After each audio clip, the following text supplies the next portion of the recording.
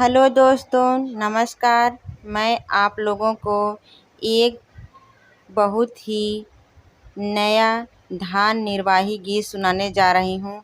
आप लोगों को वीडियो अच्छा लगे तो वीडियो को लाइक करें, शेयर करें और ज़्यादा से ज़्यादा प्यार दुलार व सपोर्ट करें। धन्यवाद।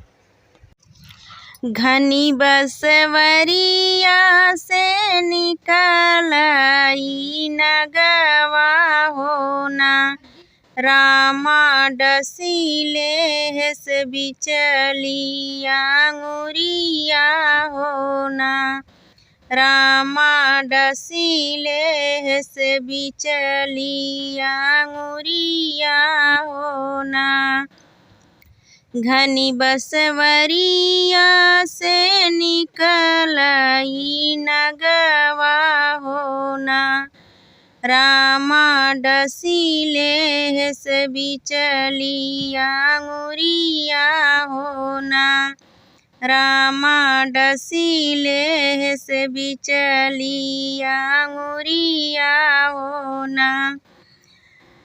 दुअरा बैठी रोमई कर बाबा होना, बेटा तोड़ी दिया हमारी कामरिया होना, बेटा टूटी गाए हमारी कामरिया होना।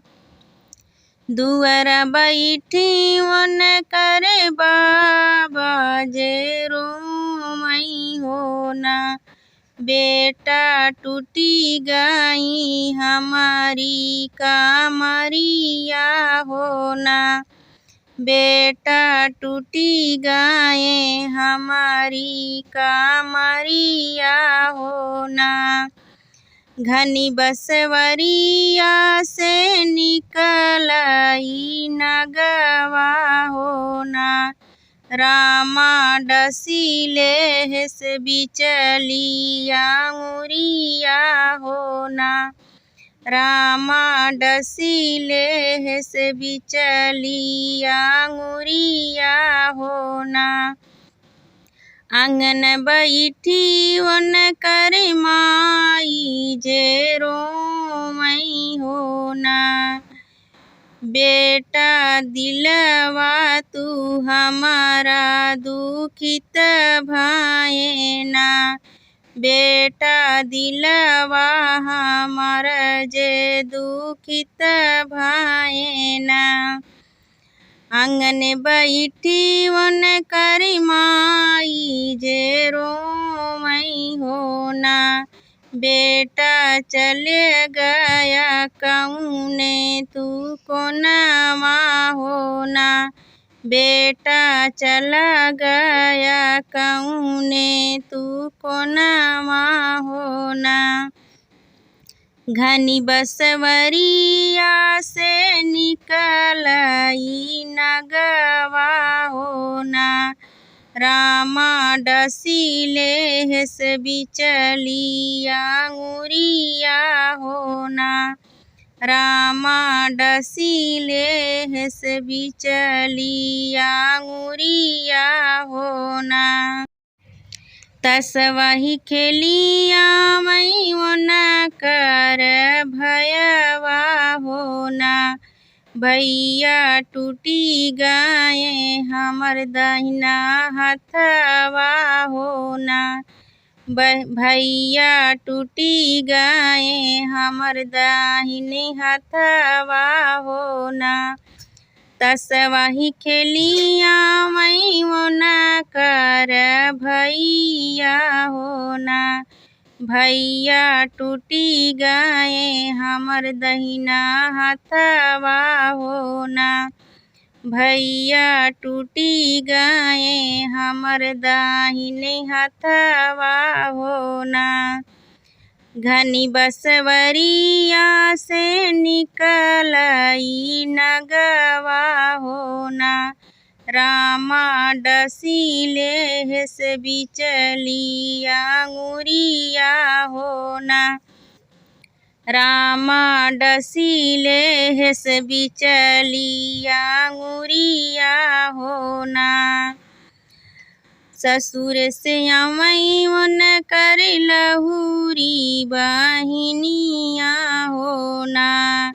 बीरन छोड़ी दिया हमारा ई देशवा होना। बीरना छोड़ी दिया हमारा ई देशवा होना।